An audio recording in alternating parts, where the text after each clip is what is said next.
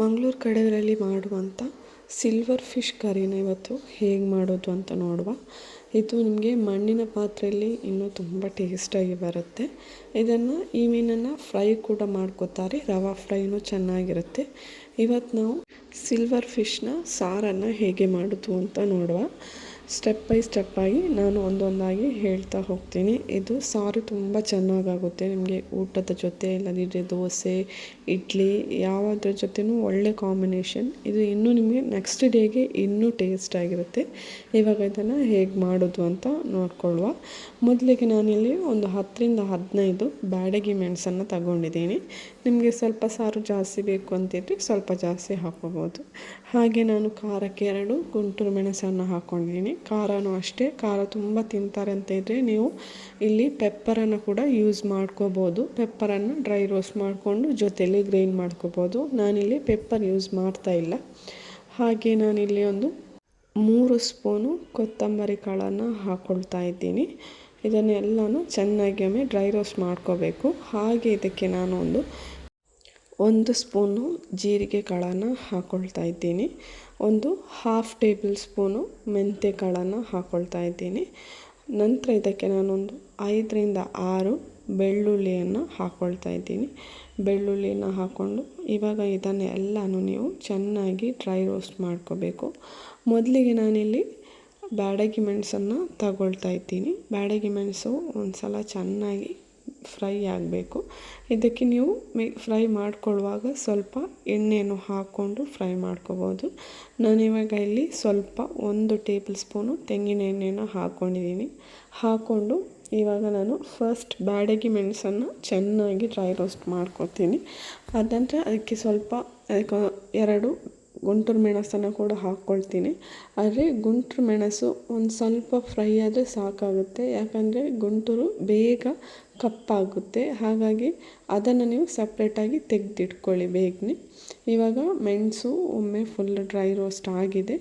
ನಂತರ ಇದಕ್ಕೆ ನಾವು ಆವಾಗಲೇ ಮಸಾಲ ರೆಡಿ ಮಾಡ್ಕೊಂಡಿದ್ದಂಥ ಕೊತ್ತಂಬರಿ, ಜೀರಿಗೆ, ಮೆಂತ್ಯ ಕಾಳು, ಬೆಳ್ಳುಳ್ಳಿ ಇದನ್ನೆಲ್ಲ ಮೆಣಸಿನ ಜೊತೆನೇ ಚೆನ್ನಾಗಿ ಫ್ರೈ ಮಾಡ್ಕೊಳ್ಳಿ. ಮೆಂತ್ಯ ಕಾಳನ್ನು ನೀವು ಸ್ವಲ್ಪ ಮತ್ತೆ ಹಾಕ್ಕೊಳ್ಳಿ. ಫ್ರೈ ಮಾಡ್ಕೊಳ್ಳುವಾಗ ಅದು ಮೊದಲೇ ಹಾಕ್ಕೋಬೇಡಿ, ಅದು ಬ್ಲ್ಯಾಕ್ ಆಗುತ್ತೆ. ಸ್ವಲ್ಪ ಫ್ರೈ ಆದರೆ ಸಾಕಾಗುತ್ತೆ. ಇವಾಗ ನಾನಿಲ್ಲಿ ಮೆಣಸನ್ನು ತೆಗ್ದು ಸೈಡಿಗೆ ಇಡ್ತಾ ಇದ್ದೀನಿ. ಯಾಕಂದರೆ ಅದು ಬ್ಲ್ಯಾಕ್ ಆದರೆ ಅಷ್ಟು ಮಸಾಲ ಚೆನ್ನಾಗಿ ಬರಲ್ಲ, ಕಹಿ ಆಗುತ್ತೆ. ಅದಕ್ಕೆ ನಾನು ಸ್ವಲ್ಪ ರೋಸ್ಟ್ ಆದ ನಂತರನೇ ಅದನ್ನು ನಾನು ತೆಗೆದು ಸೈಡಲ್ಲಿ ಇಟ್ಕೋತಾ ಇದ್ದೀನಿ.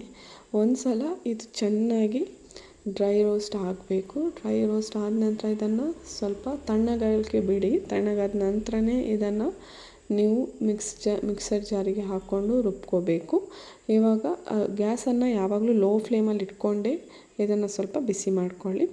ಇವಾಗ ಇಲ್ಲಿ ನಾನು ಸಿಲ್ವರ್ ಫಿಶನ್ನು ಚೆನ್ನಾಗಿ ಕ್ಲೀನ್ ಮಾಡಿ ರೆಡಿ ಮಾಡಿ ಇಟ್ಕೊಂಡಿದ್ದೀನಿ. ಇದನ್ನು ಸೈಡಿಗೆ ಇಟ್ಕೊಂಡು ನಂತರ ತಣ್ಣಗೆ ಆದ ಮಸಾಲಾನ ಇವಾಗ ನಾನು ರುಬ್ಕೊಳ್ಳಿಕ್ಕೆ ಹಾಕ್ಕೊಳ್ತಾ ಇದ್ದೀನಿ.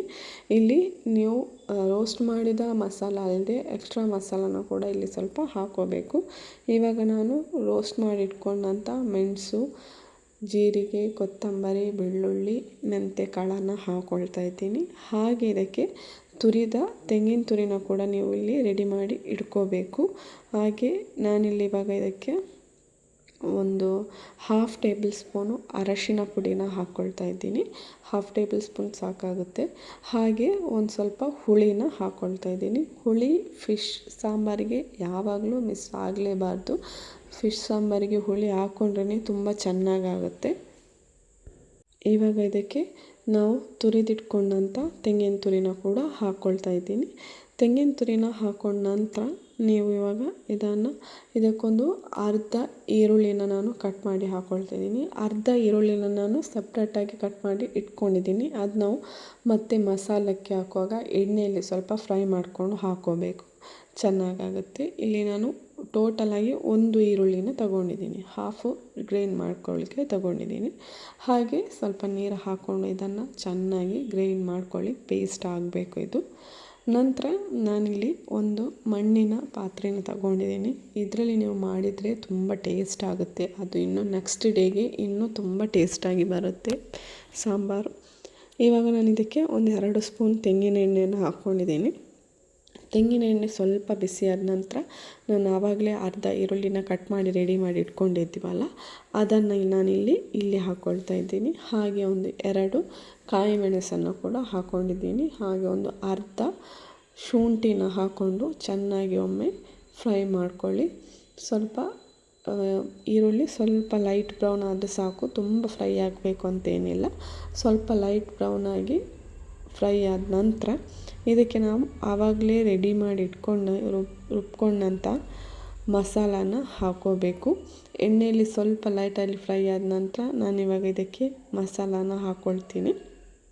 ಮಸಾಲ ಗ್ರೈಂಡ್ ಮಾಡ್ಕೊಳ್ಳುವಾಗ ತರಿಯಾಗಿರಬಾರ್ದು, ಅದು ಚೆನ್ನಾಗಿ ಪೇಸ್ಟ್ ಆಗಬೇಕು. ನೋಡ್ಬೋದು ಇವಾಗ ನಾನು ಗ್ರೈಂಡ್ ಮಾಡ್ಕೊಂಡಿದ್ದೀನಿ ಮಸಾಲಾನ. ನಿಮಗೆ ಬೇಕಾದರೆ ಸ್ವಲ್ಪ ನೀರು ಹಾಕ್ಕೊಂಡು ಗ್ರೈಂಡ್ ಮಾಡಿಕೊಂಡ್ರೆ ಆಯಿತು. ಇವಾಗ ಇಲ್ಲಿನೂ ಅಷ್ಟೇ, ನೀವು ಇಷ್ಟು ದಪ್ಪನೇ ಬೇಕು ಅಂತ ಇಲ್ಲ ಮಸಾಲ.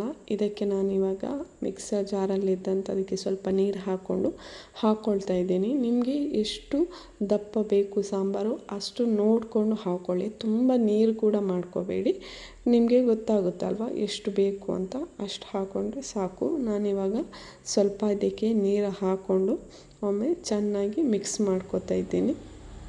ಮಸಾಲಾನ ಎಣ್ಣೆಯಲ್ಲಿ ಈರುಳ್ಳಿ ಫ್ರೈ ಮಾಡ್ಕೊಂಡಂಥ ಮಸಾಲಕ್ಕೆ ಚೆನ್ನಾಗಿ ಒಮ್ಮೆ ಮಿಕ್ಸ್ ಮಾಡ್ಕೊಂಡ ನಂತರ ಇದನ್ನು ಇವಾಗ ನಾನು ನೋಡ್ಬೋದು, ನೀವು ಇಷ್ಟು ಕನ್ಸಿಸ್ಟೆನ್ಸಿ ನಮಗೆ ಸಾಕು. ನಿಮಗೆ ಇನ್ನೂ ಬೇಕು ಅಂತ ಇದ್ದರೆ ನೀರು ಸ್ವಲ್ಪ ಜಾಸ್ತಿನೇ ಹಾಕ್ಕೋಬೋದು. ಆದರೆ ನೀರು ಹಾಕ್ಕೊಳ್ಳುವಾಗ ಆದಷ್ಟು ನೋಡಿಕೊಂಡು ಹಾಕ್ಕೊಳ್ಳಿ. ತುಂಬ ನೀರಾದರೆ ಅಷ್ಟು ಚೆನ್ನಾಗಾಗಲ್ಲ. ಇವಾಗ ಒಂದು 10 ನಿಮಿಷ ಆಗಿದೆ ನಾನು ಕುದಿ ಬರಲಿಕ್ಕೆ ಬಿಟ್ಟು.